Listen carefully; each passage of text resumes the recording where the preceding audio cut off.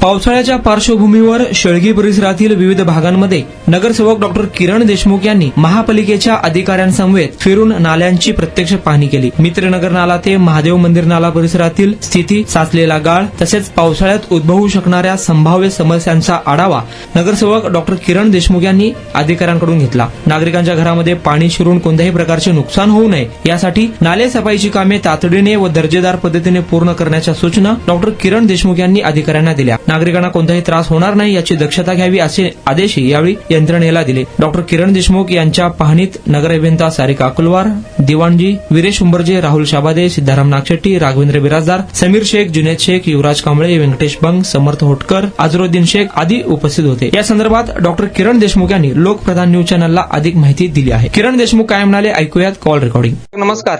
नमस्कार. लोकप्रधान चॅनल मधून बोलतो भगवान. हो बोला ना. मला काल शेळगी नाल्याची पाहणी केली, काय अधिकाऱ्यांना सूचना केल्या थोडं माहिती सांग. ते शेळगी नाल्यामध्ये ते जे नाला आहे त्याला लागून जे ड्रेनेज लाईन आहेत हा ते ड्रेनेज लाईनचं थोडं प्रॉब्लेम झालं होतं. हा हा तर त्याला एक साईडने एक सेपरेट लाईन बसून त्याला जे बॅक मारायचा समस्या होतं ते काही एका बोळला बॅक मारायला होतं पाणी बरोबर झालं. हा मग ते बॅक मारू नये त्यासाठी एक नवीन लाईन त्याला पॅरलल घालून देऊन ते म्हणजे कायमस्वरूपी त्याचं हे मिटून जाईल प्रश्न. हा हा हा त्यासाठी ते पाणी केलं आणि त्याला बजेट तरतूद करून द्यायचं त्यांना सांगितलं. मला शेळगी नाल्याचं काम कुठपर्यंत झालंय? कारण जर अजून जोरदार पाऊस पडला तर पाणी शिरण्याची शक्यता आहे. नाल्याचं काम पूर्ण झालं? साफसफाई चालू आहे. हा आज पण चालू होतं बऱ्यापैकी. आता आज काल एवढा मोठा पाऊस झाला तरी हा. बऱ्यापैकी काय आपल्याला तिथं जास्त काय अडचण आलं नाही. किरकोळ असल्यावर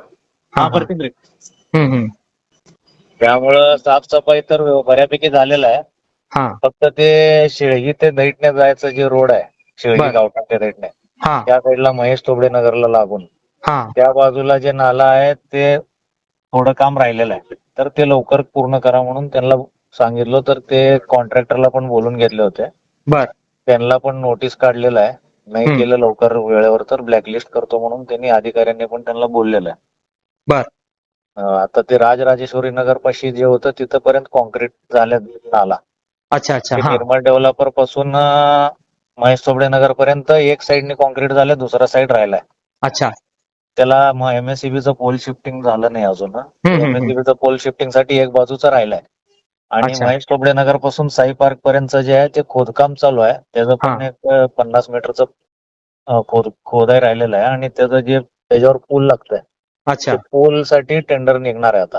अच्छा. म्हणजे जवळपास एक 60-70% काम झालेलं आहे. एक 30% राहिलेलं आहे. मला आणि हे आपलं डायमंड हॉल जवळचं जे पूल आहे त्याला कठडे वगैरे बसवण्याची मागणी देखील काही नागरिकांनी केली ते होती. पण केलंय मी त्यांना पत्र पण दिलोय आज त्यांना. अच्छा.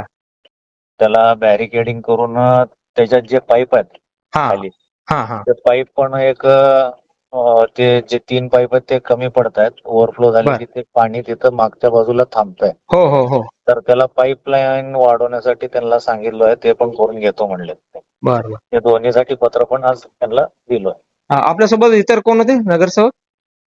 माझ्यासोबत मीच होतो. कारभारी होते. कारभारी येऊन गेले. मग अधिकारी यायला थोडं उशीर झाला म्हणून ते त्यांचं हे झालं. ते पाणी करून गेले कारभारी. मी आणि कारभारी होतो. धन्यवाद मालक बोलल्याबद्दल. हे आहे दक्षिण सोलापूर तालुक्यातील वळसंग.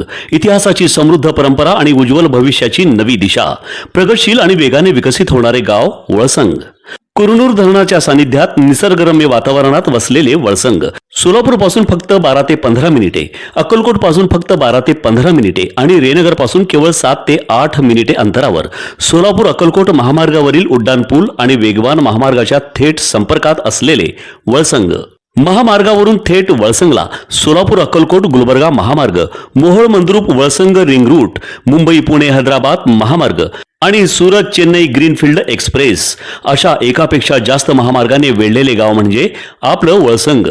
वळसंग हे आता महाराष्ट्राच्या नकाशावर नव्या विकासाचे केंद्र बनले आहे. वळसंगमध्ये आहेत प्रसिद्ध मंदिरे, सोलार हब, टोलनाका, जवळच आहे कुरनूर धरणाचे ताजे पाणी आणि निसर्ग सौंदर्य आणि विविध ठिकाणी आकर्षक हॉटेल्स व ढाबे सुद्धा.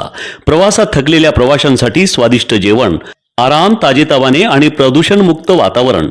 वळसंग हे केवळ गाव नाही, एक उत्कृष्ट थांबा आहे, एक संधी आहे, एक भविष्य आहे.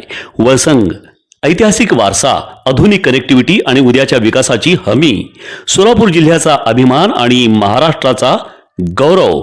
वळसंग.